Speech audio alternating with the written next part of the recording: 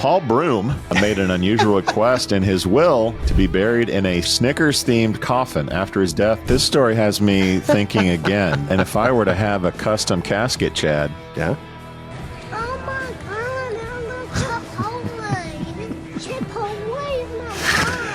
Chipotle. Maybe I could be cremated and put in a bowl, like put my ashes in a burrito bowl, and then like top it off, and then like just brown sack. Put me out. Come on, just slam an iron brew and let's do this, boys.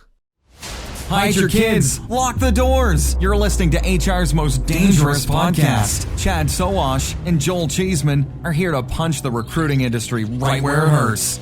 Complete with breaking news, brash opinion, and loads of snark. Buckle up, boys and girls. It's time for the Chad and Cheese Podcast.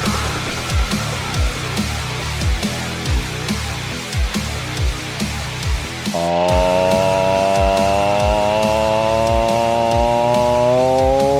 yeah. We're going off the rails on a crazy train. What's up, kids? This is the Chad and Cheese Podcast. I'm your co-host, Joel Governor Hot Wheels Cheeseman. This is Chad Smack Dat Sowash. And on this episode, Indeed dives Florida's Gonna Florida. And who'd you rather? Let's do this. Yes. Hospitality is the heart of our society. It brings people together to share great food, drinks, and experiences. But successfully managing a restaurant or hotel is no easy feat. That's where Harry comes in. Harry is the frontline employee experience platform that helps you build, manage, and engage great teams. With Harry, managers can easily find and hire top talent, manage timekeeping, and communicate with employees at any time from any place. Candidates and team members can quickly and efficiently apply for jobs, swap shifts, and access important information entirely from their mobile devices. And Harry's robust employee engagement tools make team members feel more connected than ever. With Harry, as an owner or operator, you get a bird's eye view of your business, from turnover cost, labor cost, employee sentiment, compliance risk, and team performance. Run your business better by understanding the power of your people. Because when your team is the heart of your business, Harry is the heartbeat. See how it transforms your business. All right, we don't have any girls on the show this week.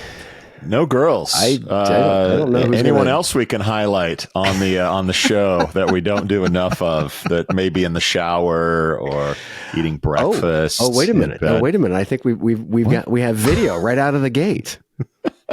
All right. Listeners will know Stephen McGrath. If you're listening, sorry, you got to go to YouTube to catch this, or if you're following him on LinkedIn. But this is our friend Stephen McGrath and a typical morning in the life of our favorite Scott. The Scott.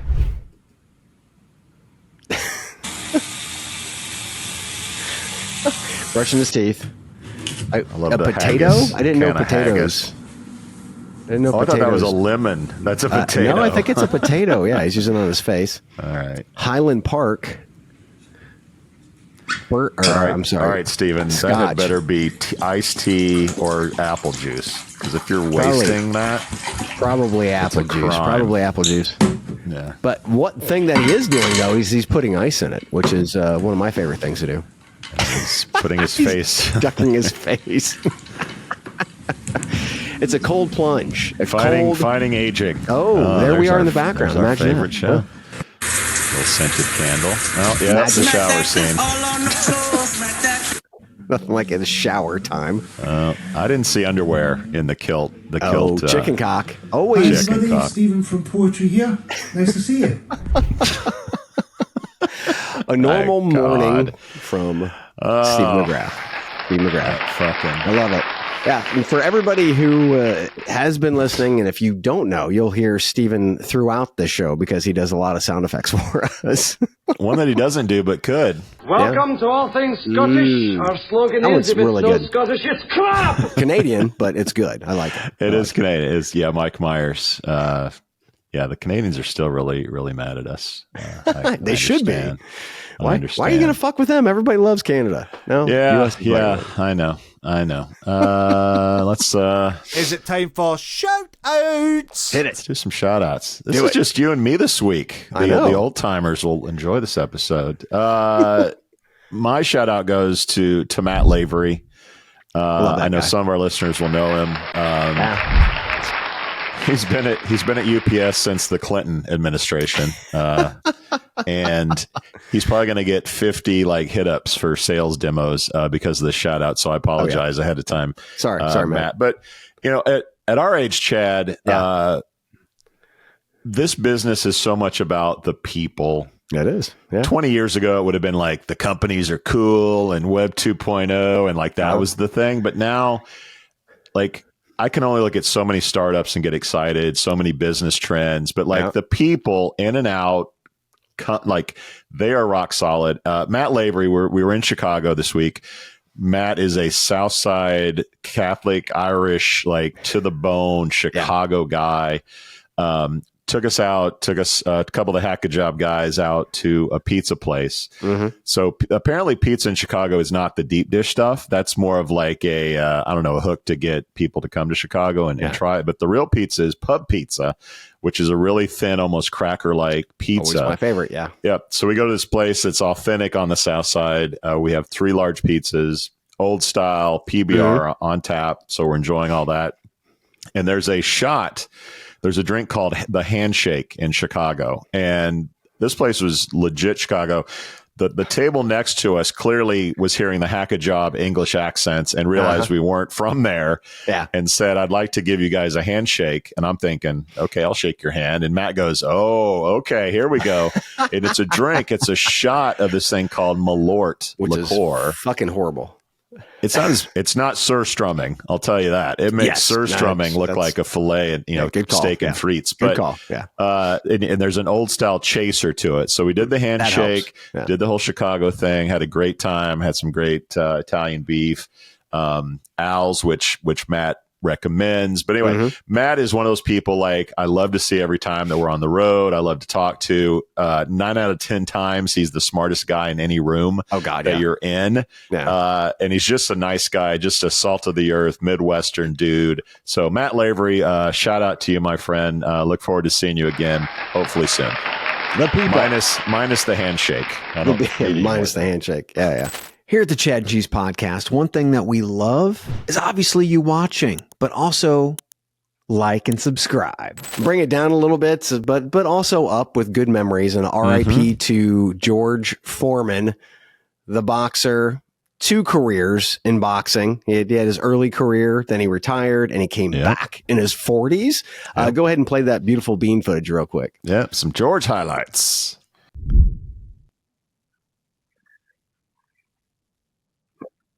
Damn.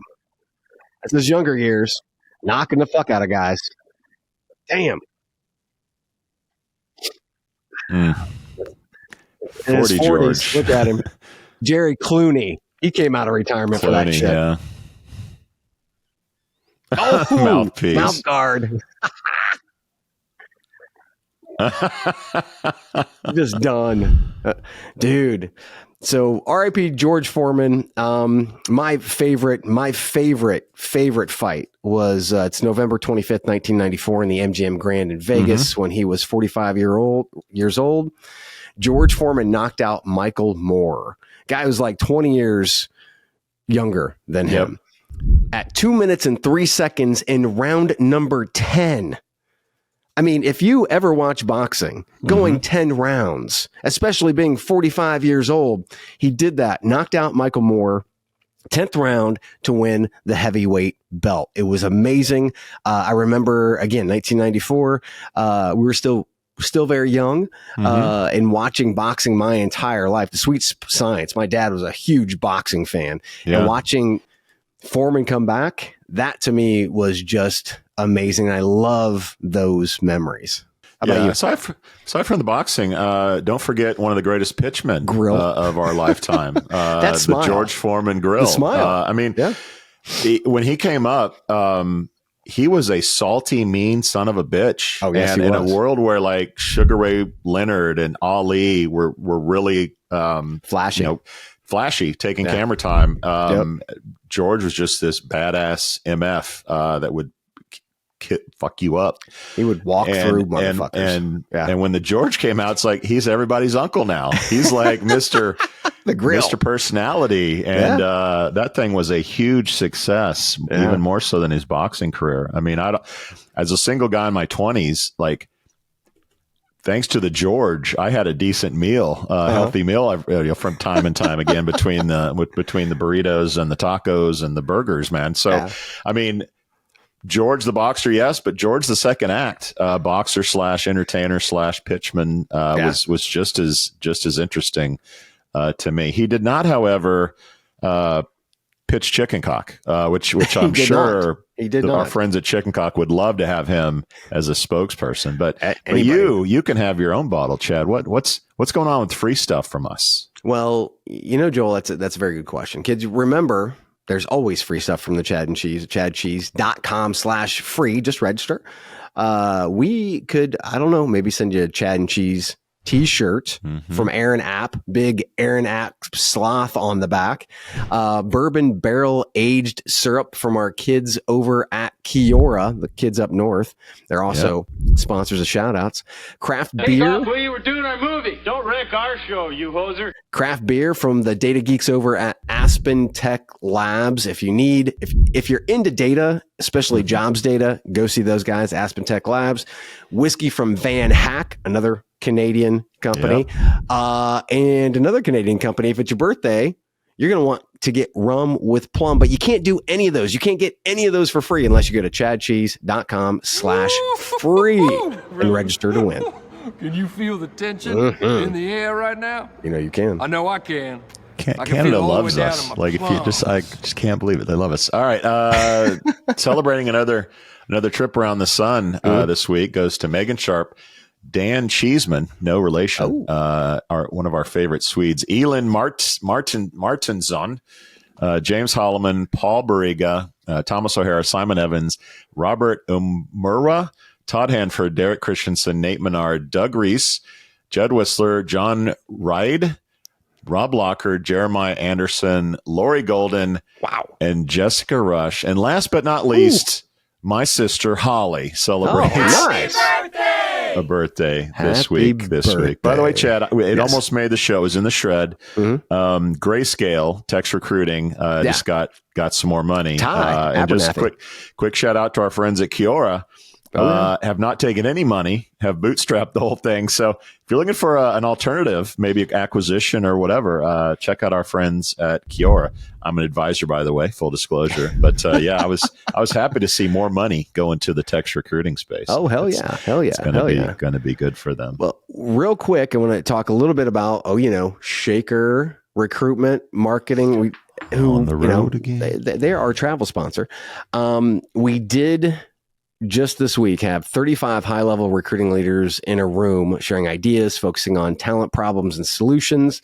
And the Chad and Cheese closed out the show. That's right, with a big bang with superfan Jane Curran, who's global head of HR operations at JLL. Matt Lavery, our friend Matt Lavery, global director of sourcing, recruiting, and onboarding, all at the RL100 in Chicago at the Pentry. So Jamie, Bobby, and the team, they pulled together a great sessions events, and there were no recordings.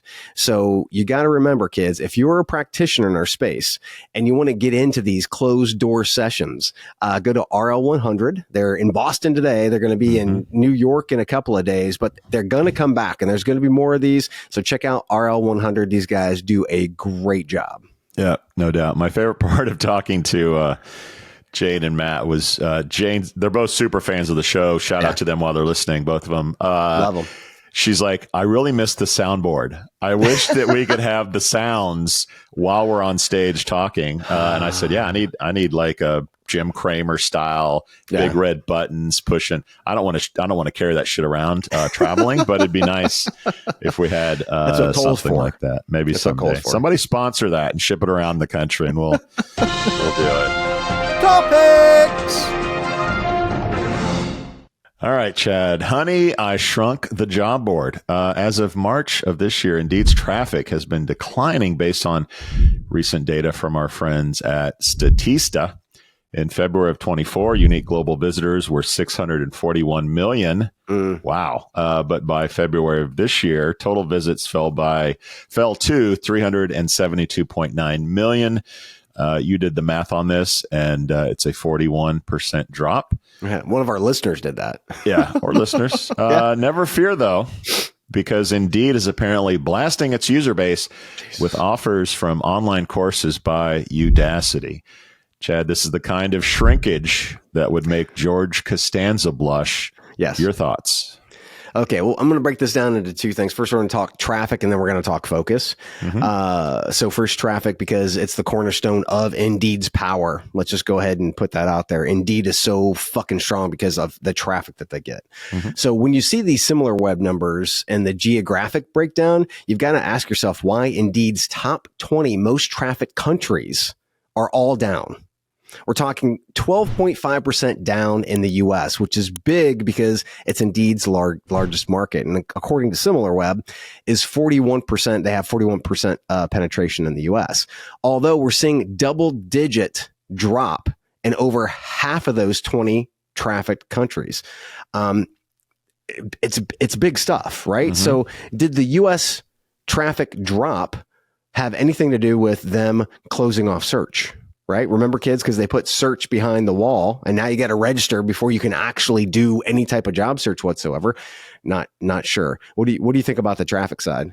So there are a few reasons that I see. I will withhold my Four Horsemen commentary this week in light of three reasons that I sort of have outlined for Indeed's traffic drop. Number one, it's pretty easy. There are fewer jobs. Not only economically, but the most glaring number that we heard in Chicago, it is Chatham House rules. So no names will be mentioned, but let's just say a big employer told the crowd that they had decreased their Indeed spend by 44%. They're obviously not the only big employer that's making some of those decisions. And if you have fewer jobs, there's going to be there's less traffic. That's pretty obvious. Number two, I think that solutions like LinkedIn, Google search, and social media just offer things that Indeed doesn't. They're sticky. LinkedIn, it's a network, it's games, it's video, it's like it's a professional social media site. And then you have search. And they may not want to admit it, but Google for jobs and people going to Google and seeing jobs directly in Google and then clicking on LinkedIn if they already have a profile. That's kind of probably where a lot of people are going. So, and then in TikTok, our friend JT, who I think will be on this week or next week or the one after is, I mean, she loves TikTok as a job search site and apparently replacing the resume and just being a part of how people are looking for jobs and opportunities and learning more about companies. So Indeed has a decision like, okay, of those three, which can we be more like? And it's LinkedIn. So we see Indeed super focused on how do we get more profiles? How do we get more data? How do we get more of a LinkedIn type presence? I say good luck to them. And then number three, I think from a macro perspective, remember the Great Resignation? That's over. I mean, you had tens of millions of people change jobs, saying, I'm leaving, I'm out of here. You had the world, sort of realign itself. That's over. The employers have the power. People are staying put in their jobs. They're concerned about, will I have a job? What's the economic and the political environment? So people aren't moving. They're sort of in pause. And when they're in pause, they're not looking for jobs. So those three things, I mean, less jobs, less movement, and more competition, I think has been a really, really bad thing for Indeed. And we're seeing in the traffic numbers. Yeah. And also in Chatham House rules, we talked about how ChatGPT and a lot of the LLMs could start because we're looking at Gen Z actually using these large language models instead of going to Google. Right. And now it's funny because last night Google actually pushed out that their newest Gemini rendition is like kicking the shit out of everybody else. And I mean, this is going to be a race back and forth all over the place. So what can Indeed do to fight back on that? I don't know. Because if these large language models actually start looking at real-time data just for segments like jobs, right? Just segments. You don't have to look at the whole fucking internet for that shit, kids. Just segments. They could be powerful and they could crumble Indeed in a heartbeat. Now, Let's talk about the focus piece real quick. Indeed is trying their best to attack the market segments like healthcare and technology. They've even started a course discount program with Udemy. Now, as someone in tech, would you think that they would be sharpening their skills on Indeed? Yeah, I doubt it. They're going to be on HackerRank, HackAjob, TestGorilla, Code, GitHub. I mean, they're just they're not going to be on Indeed.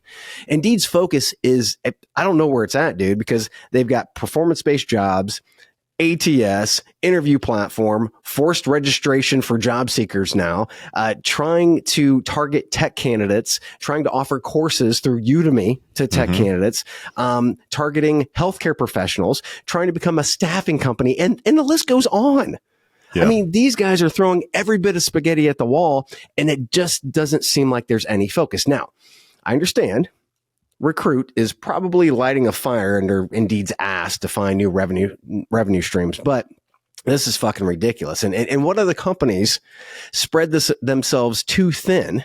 They didn't guard their flanks, and a smaller player took them out. Well, those companies are Monster and Career Builder. We've seen this before. It's almost like Chris Himes forgot the history of this fucking industry, or he's literally just lost control. I don't know. So, dude, I have no clue, but this is incredibly erratic behavior from Indeed. Or he doesn't listen to our show, because we always have time for a history lesson. Right. You've given yours, I'll give mine. Okay. There was a time when Simply Hired and Indeed were sort of 1 and 2, or 1A and 1B of where sort of the future of search would go. Yep. Indeed was incredibly focused. Here's what we're Google for jobs. We're not trying to be NASCAR or anything else. And Simply Hired had a program where they would blast your resume. I forget this. It was like Resume Zapper, maybe. So they partnered with a resume like distributor for a fee. You could get your resume everywhere. And they sort of took their eye off the ball, started offering these partnership services. And it was kind of confusing as what the hell did these guys do? What's their business model? And you see Indeed now going down the same path of not being focused. How do we get revenue? How do we, how do we get blood out of a turnip? Because we need to make more on the bottom line, and we're not making it on jobs and clicks and whatever. So like, let's ship out learning. Let's do some resume writing stuff. And that's what we're seeing from Indeed. It's historically not a good idea to get unfocused from what you do for a living. So it was interesting because when Indeed first started and Simply Hired first started, we partnered with them at Direct Employers to give them jobs from corporate career sites, because we had the feeds and they wanted those feeds. It was just work that they didn't have to do. It was good. It was actually a great partnership until they fucked us. Not Simply Hired, but Indeed. But when you went to Indeed, they had an incredibly small staff, and they were focused on one thing. That was job search, and that was being able to monetize job search. That was it. Yeah. Then you went to Silicon Valley. Across the street from Google was Simply Hired, and Gotham and their team had like 50 fucking people right out of the gate. And they were doing all of these things. They had these labs, and they had this and they had that. And I'm like, you could not, just to your point, you could not plan to have two incredibly different cultures, incredibly focused, Indeed, not so focused, Simply Hired. And it seems like, as you are pointing at, Indeed is turning into Simply Hired. Yeah. I'm really intrigued by the whole generative AI business and how job search plays into it. And I got to think, if the New York Times can do a deal with OpenAI to be like a news source for their searches and whatnot. Yeah. I mean, if Indeed isn't on the phone to some of these services, Perplexity and OpenAI and Grok and whatever, to get some, like, be a funnel for job search or listings somehow, they should be, shouldn't they? No, because these LLMs are actually going out to all of the actual source of truth. Indeed is not the source of truth for corporate jobs, right? So they can work directly with the companies and give them direct traffic, not going through a registration bullshit site, going through all these hoops like Indeed. And it's so funny because Indeed's like, we're all about the job seeker. We're all about job seeker experience. Really? You're going to make me fucking register before I can even do a job search? So I think there's no way in hell that a company like OpenAI or Google or anything are going to actually partner incredibly closely with Indeed. And I think Google they see the error of their ways and actually providing the weighting to Indeed with SEO early. Obviously, they took it away to some extent, but they still have some pretty powerful SEO.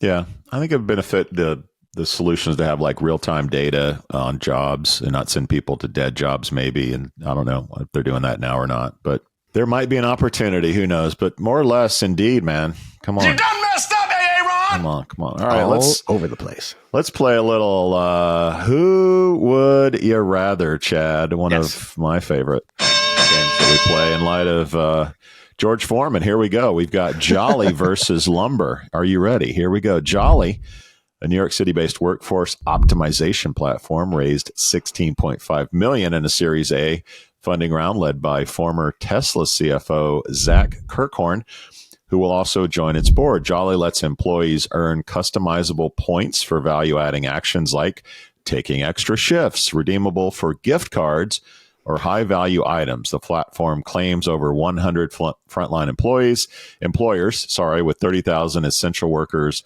across the United States. That is Jolly.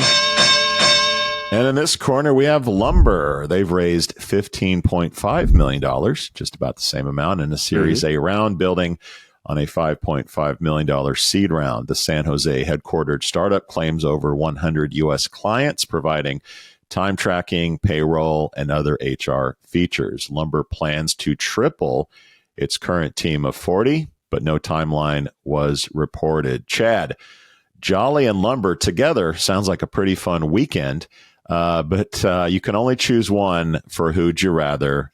Who you got? So Jolly, okay, so I'm a stickler for leadership, and the CEO has no experience in our space.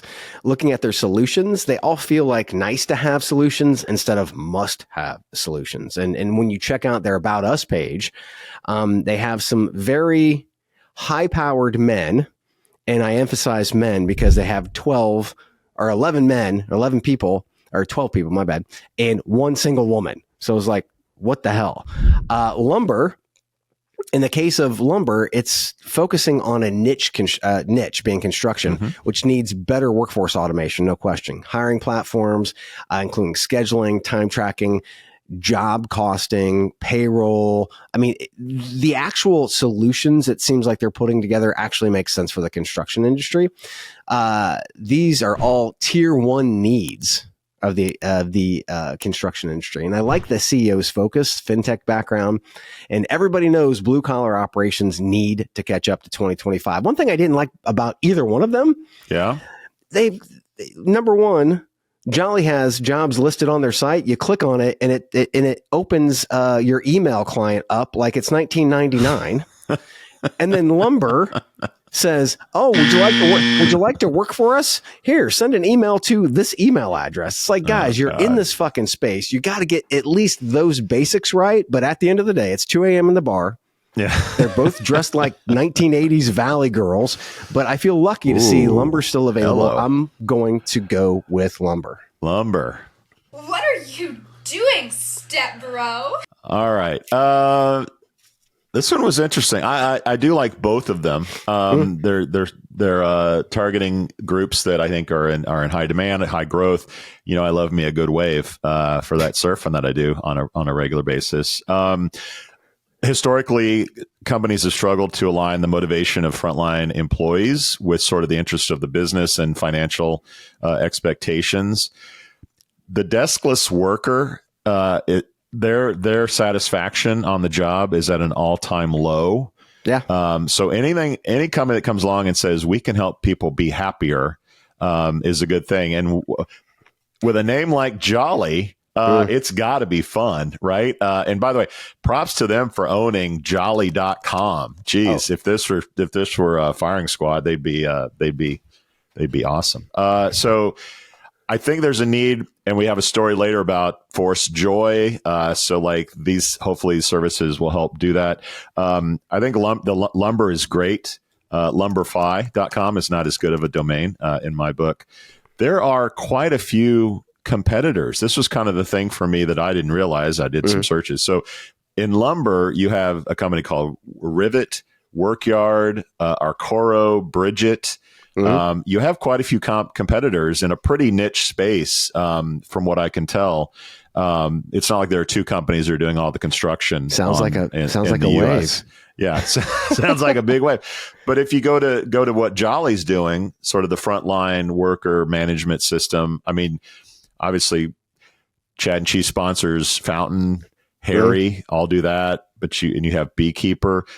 But after that, there's not a whole lot of options around this space and frontline satisfaction. So for me, I think there's a bigger TAM for all frontline workers as opposed to just people doing construction. There's not a lot of competition. We've seen results like with Fountain, with UPS, really making a difference in their business. So I think this is gonna carry over with Jolly. So for me, Jolly gets my vote for who I would rather. Splitting it down the line, baby. Okay, let's take a quick break.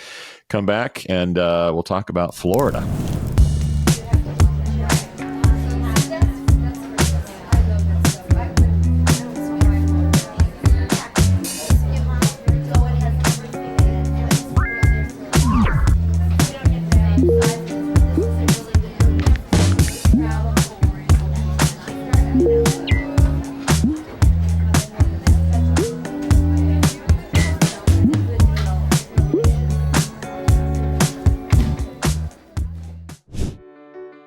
So you posted a new job ad. Now you can sit back and wait for the applications to roll in, right? That's why we built JobPixel. Imagine showing candidates why your company is great with real people, real stories, and real culture.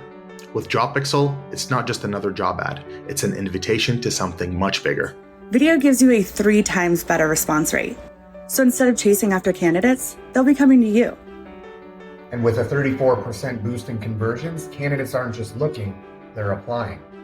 And if you're worried about people clicking away, don't be. Our videos reduce bounce rates by 25%. That means they're watching, they're engaged, and they're interested. 282% more engagement. Yeah, you're gonna need a bigger inbox. Finding the right candidate is tough, but with JobPixel, it doesn't have to be. Show your company's authentic story, and the candidates will follow. Let's make recruiting fun again, because honestly, it could use some help. Do you want to see how JobPixel can save you time and money while achieving your KPIs? Schedule a demo today.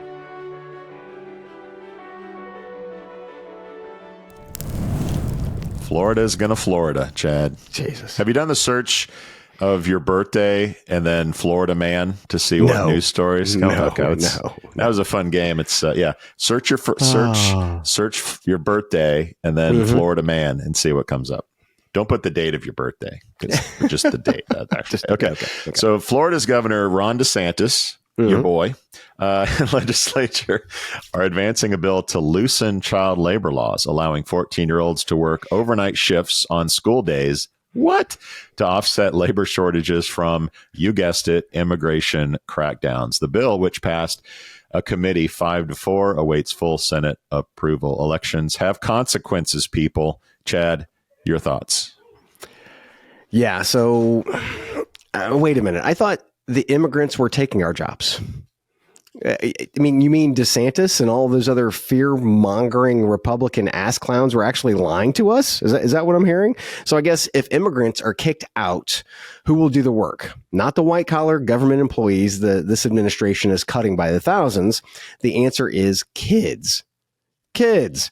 Florida is trying to rectify a stupid immigration policy coupled with ICE shock troops by having kids pick tomatoes in the fields, work the docks, and who knows what the fuck else, right? So why were federal child labor law provisions of the Fair Labor Standards Act enacted in 1938? Why, you might ask? Well, number one, kids were dying. Not a good thing. Number two, we need an educated population. United States of America is ranked the 29th smartest country in the world. 29th smartest country in the world. The U.S. isn't even ranked in the top 10 of reading, writing, and math and science, right? So, but oh hell no. Florida wants a whole state full of Florida men. I mean, this to me is just fucking ridiculous. And you're right. they knew this shit was going to happen. They knew that these individuals, these immigrants, because this actually happened during COVID when we had supply chain shocks, right? But yet they still did it. And they want to put 14-year-old kids, not Ron DeSantis's kid, 14-year-old kids, poor kids, to fucking work. I mean, this is a class system, dude. You're not going to fall for the banana in the tailpipe? There's some line of thinking around this of, are you okay with a 14-year-old making your Big Mac? And for a lot of people, that's fine. The problem is you can't have 14-year-old Big Mac workers because there are no immigrants, but then have the farm not being farmed, or agriculture and frankly dangerous jobs being done because immigrants aren't doing them. So you might be okay with a 14-year-old making your Big Mac. Are you okay with them chopping lettuce or whatever, right, with sharp knives and things like that? Most people would say no. 14-year-old slaughterhouse would be fucked up. That's like, that's a world no one wants to live in. Dock workers, slaughterhouses. I mean, you talk about, where do you think the immigrants did the work? I mean, they did the hard fucking work, man. And it was on these hard, really shitty jobs. So why do you think they're doing this? And I mean, I just blows my fucking brain, dude. Why do I think the Republicans are doing it? Yeah. Because it gets people elected. When you scare people into thinking that all the immigrants are going to rape your daughter and kill your, like, it's fear mongering at its best. And I mean, there probably was a little bit of looseness in the border that was taken advantage of, but it wins elections. Scaring people wins elections. So now we're dealing with the consequences. We don't have enough immigrants are scared to get a job. They're getting the hell out of the country. So now we're in a situation where, well, shit, we don't have enough people to do the job. Okay, what do we do? Well, 14-year-olds. That sounds like a good idea.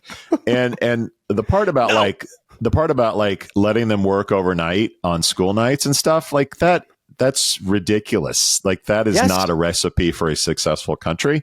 No. I mean, I'm a firm believer that in the next election, like, we're going to be begging for immigrants to come to America.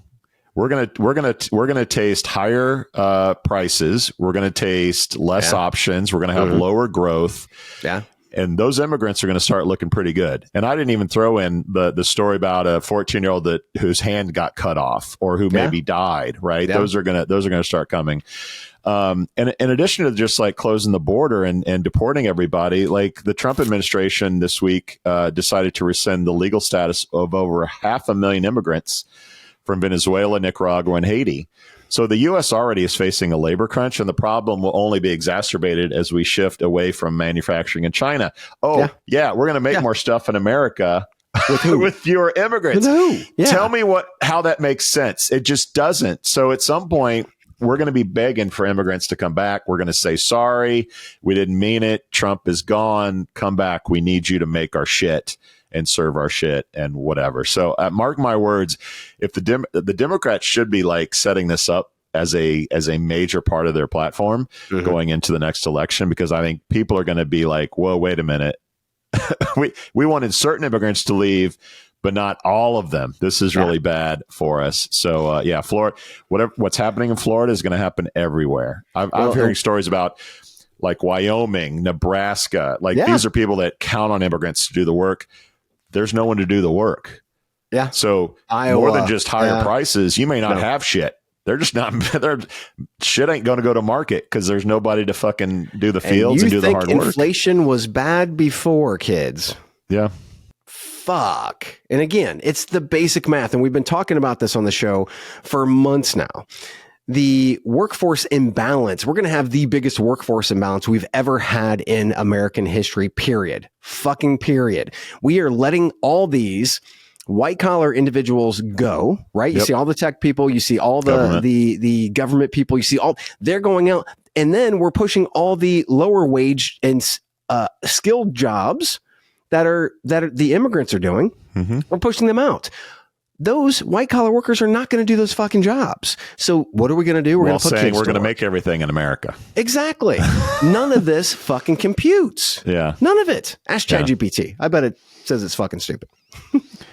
It only computes if Tesla can crank out robots to take all these jobs and make Elon richer than he already is. It's pretty crazy, my friend. Doesn't anyone notice this? I feel like I'm taking crazy pills. Well, no wonder we need forced joy, Chad. Forced joy is a thing. You will apparently. be happy. Yeah. You will be happy. Yeah, you will be happy. Companies like Starbucks and Tiffany, where I get all my jewelry, by the way, are requiring employees to project positivity and passion due to low employee engagement. This trend, driven by a disengaged workforce and a stalled labor market, is a form of, quote, emotional labor, end quote, that has become increasingly prevalent as hard skills are automated.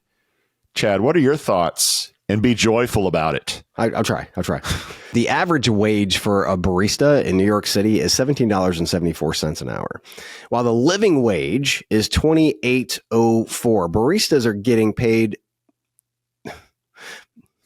$10 less per hour under the living wage, right? Mm-hmm. So how the fuck are they supposed to be happy? Especially when Brian Nickel has been at Starbucks for around a year and he's already pocketed $100 million in bonus compensation. So we act like we don't understand why Gallup's poll shows employees are disengaged. Well, fuck, man. Without those baristas, Starbucks can't generate revenue. While Nickel's dumbass is saying, I'm paying you incredibly low wage, just be happy that you have a job and smile, right? So we wonder what will bring out the pitchforks. It's shit like this.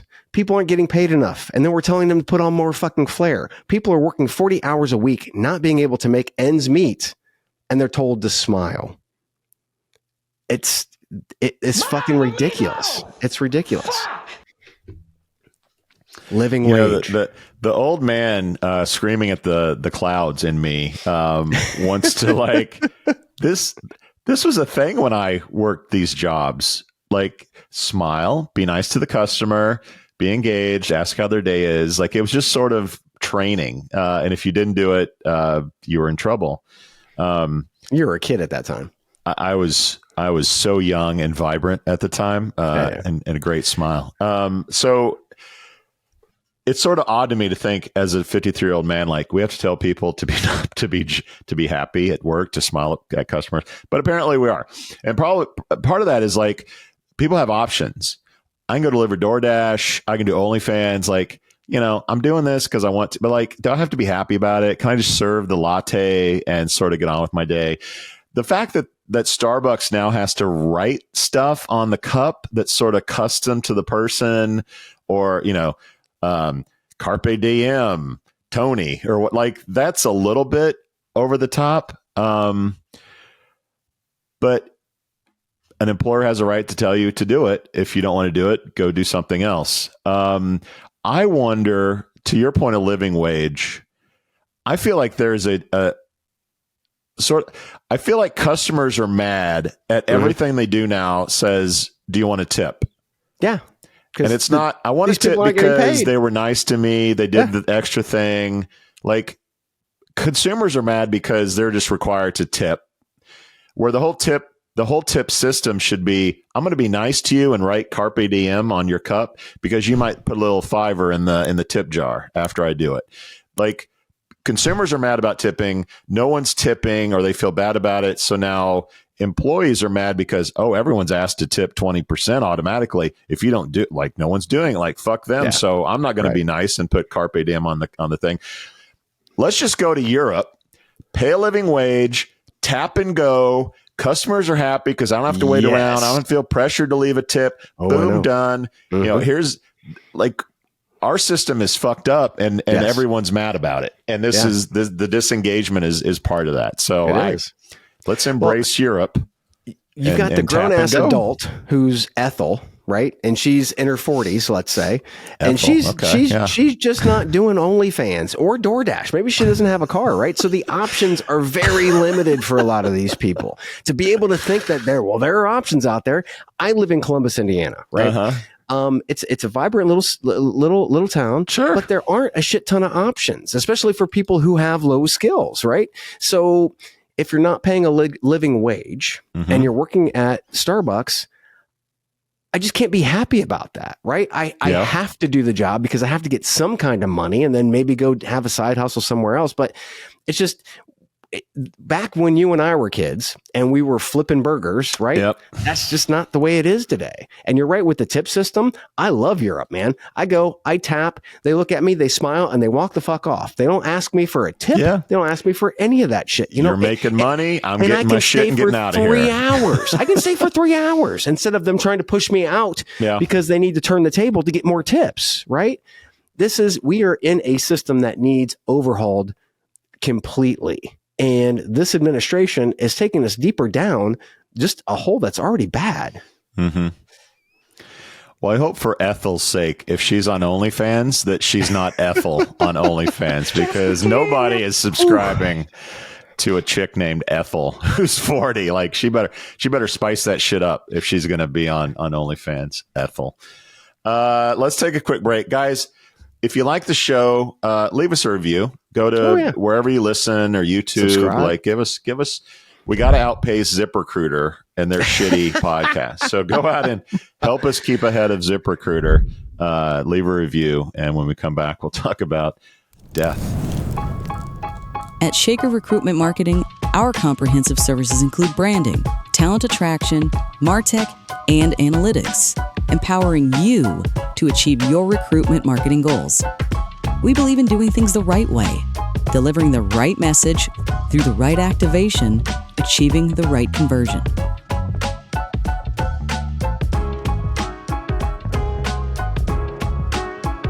For us, business is deeply personal. Our legacy is built on relationships. Together with our people, clients, and partners, we've been shaping the world of talent for over 70 years.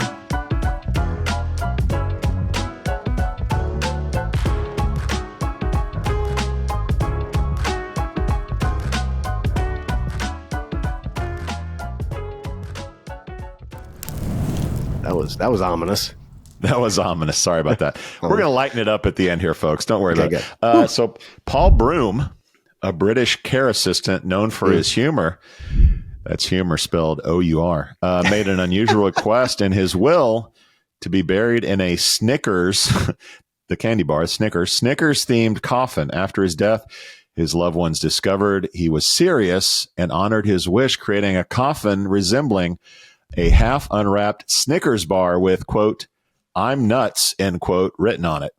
He is nuts. Reflecting on his playful personality, the coffin brought light to his funeral, earning praise from attendees as a fitting tribute. His funeral arranger, Ali Lego, noted it celebrated his unique character and helped his family cope with loss through humor. Chad, your take on this chocolatey goodness of a story, and what would your themed coffin look like?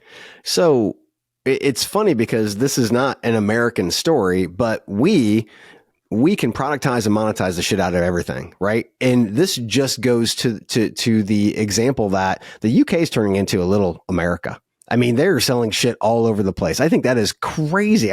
Did it say how much the casket was? There were no pricing, no pricing in the story. I guarantee it was not cheap. It's priceless. Come on, you're on your way out. Yeah, you're on your way out.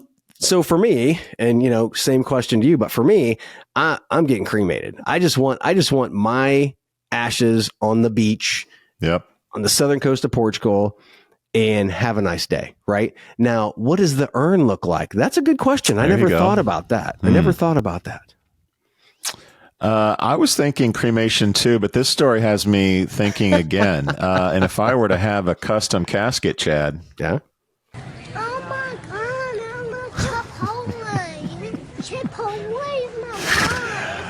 maybe I could be cremated and put in a bowl, like put my ashes in a burrito bowl, and then like top it off, and then Chipotle just brown sack. Put me out. In researching this story, I was like, come on, are there custom coffins? You bet your ass there are custom coffins. There's a site called We Wrap Caskets. Whatever the hell you want, man. Spider-Man, movie themes, whatever. If you're a hunter, you can have a camo casket. If you like chicks, there's one with tits and ass all over it. Like anything you want. they got it. So yeah, and no word if yet they had to get Snickers to sort of underwrite it. We should get with our friends at Chicken Cock to see if they'll do a casket maybe for a lucky. I'd rather not talk about that. Rather not talk about death. But how about a dad joke? Okay. To even lighten things up a little more. This was told to me, no joke, by the front desk person in Chicago when I checked in. Okay.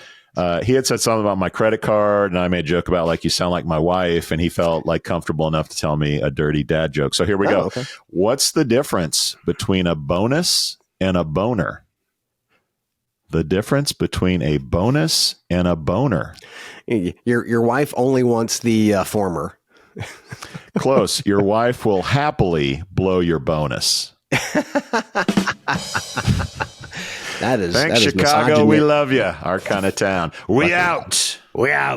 Thank you for listening to, what's it called? A podcast. The Chad. The Cheese. Brilliant. They talk about recruiting.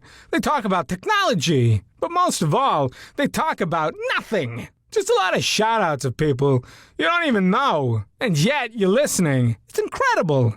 And not one word about cheese. Not one. Cheddar. Blue. Nacho. Pepper jack. Swiss. So many cheeses and not one word. So weird. Anywho, be sure to subscribe today on iTunes, Spotify, Google Play, or wherever you listen to your podcasts. That way you won't miss an episode. And while you're at it, visit www.chadcheese.com. Just don't expect to find any recipes for grilled cheese. It's so weird. We out!